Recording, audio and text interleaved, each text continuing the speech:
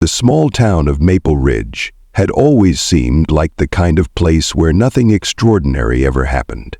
Its streets were lined with neat houses, their lawns immaculately trimmed, and its residents greeted each other with polite nods and warm smiles.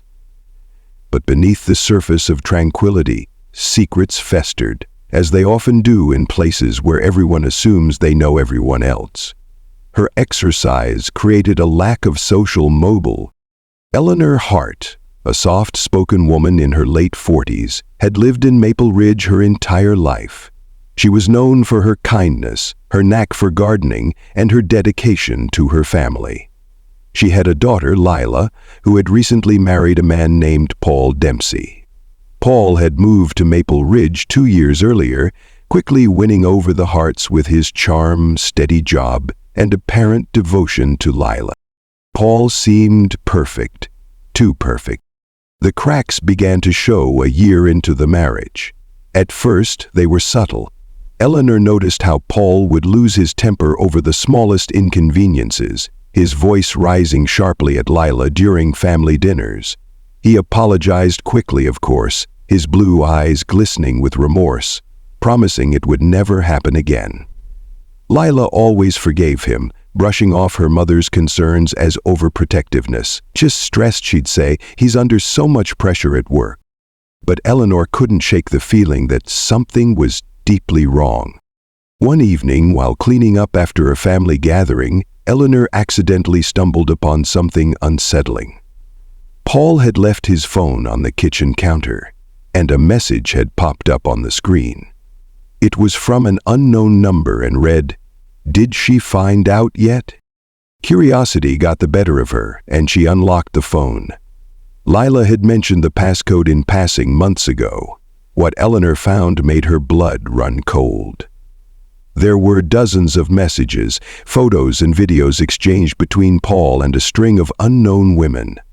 The conversations were explicit, revealing not only infidelity, but a manipulative and predatory side of Paul that Eleanor hadn't imagined. Shaken, she confronted him that night after Lila had gone to bed. Paul didn't deny it. Instead, he turned the conversation around, accusing Eleanor of invading his privacy and threatening to destroy their family if she told Lila. His calm demeanor was gone, replaced by a menacing intensity that frightened Eleanor. From that moment, Eleanor knew she had to protect her daughter. But Paul wasn't going to make it easy. Over the next few weeks, Eleanor began gathering evidence. She documented everything she could. Screenshots of messages, recordings of conversations, even accounts from neighbors who had seen Paul behaving suspiciously. She planned to present it all to Lila, hoping it would be enough to convince her to leave him. But Paul was always one step ahead. One evening, Eleanor returned home to find her house ransacked. Papers were scattered everywhere, drawers emptied, and her laptop was gone. She knew instantly who was responsible. When she called the police, Paul feigned ignorance, even offering to help her find the culprit. His audacity was infuriating, but without proof, Eleanor could do nothing. Then came the night everything unraveled. It was a cold November evening when Lila unexpectedly arrived at Eleanor's house, her face pale and tear-streaked. She'd found something in Paul's belongings, a hidden camera. It had been placed in their bedroom, recording their most private moments. Lila was horrified, realizing that her husband was not the man she thought he was. She turned to her mother, desperate for guidance. Eleanor saw this as her chance. She showed Lila the evidence she had gathered, and together they decided to confront Paul. But their plan was cut short when Paul arrived at Eleanor's house uninvited and unannounced. What happened next was the stuff of nightmares.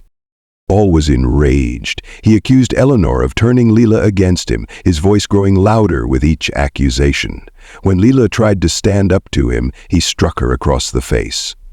Eleanor stepped in, trying to shield her daughter, but Paul's fury was uncontrollable. He grabbed a knife from the kitchen and turned on them both. The chaos was deafening. Screams, the sound of furniture being overturned, and finally, a chilling silence.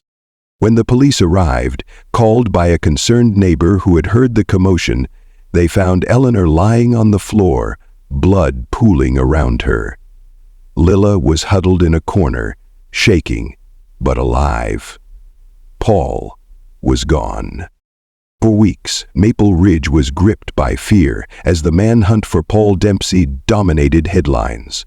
The town's secrets spilled into the open as investigators uncovered more about his past, elevations, previous marriages, and a trail of destruction that stretched far beyond Maple Ridge. But Paul didn't go quietly. His arrest, when it finally came, was as dramatic as his crimes. Cornered in an abandoned cabin miles from town, he engaged in a tense standoff with police before being captured. The trial that followed was equally sensational. Paul's charm couldn't save him this time, as witness after witness painted a chilling picture of a man who thrived on manipulation and control. Eleanor's testimony, delivered from a wheelchair after weeks of recovery, was the most damning of all. In the end, Paul was convicted of multiple charges, including attempted murder, assault, and illegal surveillance. He was sentenced to life in prison without the possibility of parole. For Eleanor and Lila, the road to healing was long and fraught with challenges, but they had each other and the strength to rebuild their lives. Maple Ridge would never forget the darkness that had briefly consumed it, but in the wake of the tragedy, its residents learned the importance of looking beyond the surface, of questioning the narratives that seemed too good to be true. And for Eleanor and Lila, the nightmare was over, but the scars it left would remain a reminder of the resilience they'd found within themselves, and the courage it took to confront the truth, no matter how terrifying it might be. Eleanor's hand trembled as she gripped the phone, Paul's chilling words echoing in her mind. Her first instinct was to hang up, but she forced herself to stay on the line, determined not to let him see her fear. "What do you want, Paul?" she asked, her voice steady despite the storm raging inside her. Paul chuckled, a low, menacing sound that made her skin crawl. "You took everything from me," he hissed. "Now it's my turn." Eleanor slammed the phone down, her heart racing. She immediately called the police, explaining the situation and demanding protection. The officer on the line assured her they would investigate, but Eleanor could sense the skepticism in his tone. Paul was supposed to be serving a life sentence. How could he possibly be calling her? She didn't sleep that night. Every creak of the house, every rustle of the wind sent her heart pounding. Lila, oblivious to the call, slept soundly in the next room, and Eleanor couldn't bring herself to wake her. She needed time to think, to figure out how to handle this without dragging her daughter back into the nightmare they had barely escaped. The next morning, Eleanor called Sarah, who immediately came over. Together, they contacted Grace Haven's lawyer and the prison where Paul was being held. To their shock, they discovered that Paul had escaped weeks earlier, and the authorities had kept it quiet to avoid public panic. Eleanor felt a mix of anger and dread. How could they not warn her? Paul's vendetta against her and Lila was no secret. She demanded police protection, but resources were stretched thin, and the best they could offer was increased patrols in her neighborhood. It wasn't enough. That evening, Eleanor sat Lila down and told her everything. At first, Lila was angry that her mother had kept this from her, angry at the system that had allowed Paul to escape. But beneath the anger was fear. The same fear Eleanor felt every time she looked over her shoulder. "We can't just wait for him to find us," Lila said, her voice shaking. "We have to do something." Eleanor agreed. With Sarah's help, they devised a plan. They would stay with a friend in a nearby town while the police searched for Paul.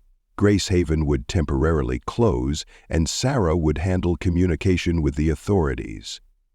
It wasn't a perfect solution, but it was the best they could do under the circumstances.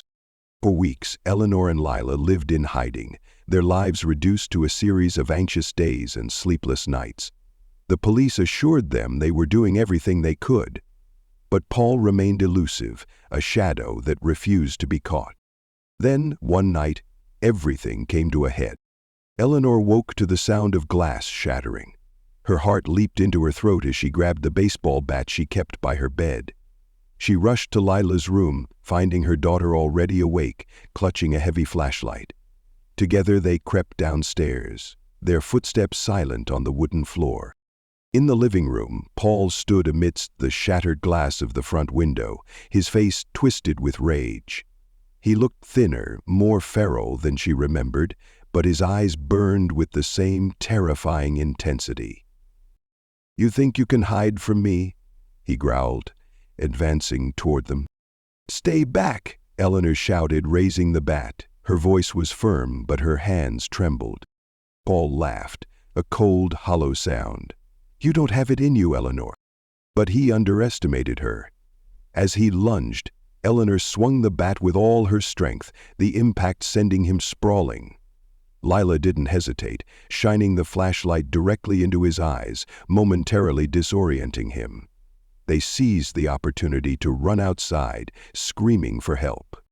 Neighbors poured out of their houses, drawn by the commotion. Someone had already called the police, and sirens wailed in the distance. Paul staggered to his feet, but he was surrounded. Realizing he had no escape, he turned his fury on Eleanor one last time. "This isn't over," he spat. "It'll never be over." But it was. The police arrived moments later, tackling Paul to the ground and placing him in handcuffs. This time, there would be no escape. His friend said angrily, "You have the right to say something." The days that followed were a blur of relief and exhaustion. Paul was sent to a maximum security prison, and the authorities assured Eleanor and Lila that he would never threaten them again. Gracehaven reopened, stronger than ever, with renewed support from the community. For Eleanor and Lila, the scars remained, but so did their resilience. They refused to let Paul's actions define their lives. Together, they found strength in each other and in the women they helped through Gracehaven. In the end, they learned that survival wasn't just about escaping the past. It was about reclaiming the future, one day at a time. And as they stood in the garden of their new home, the ocean breeze carrying away the last remnants of their fear, they knew they had finally found peace.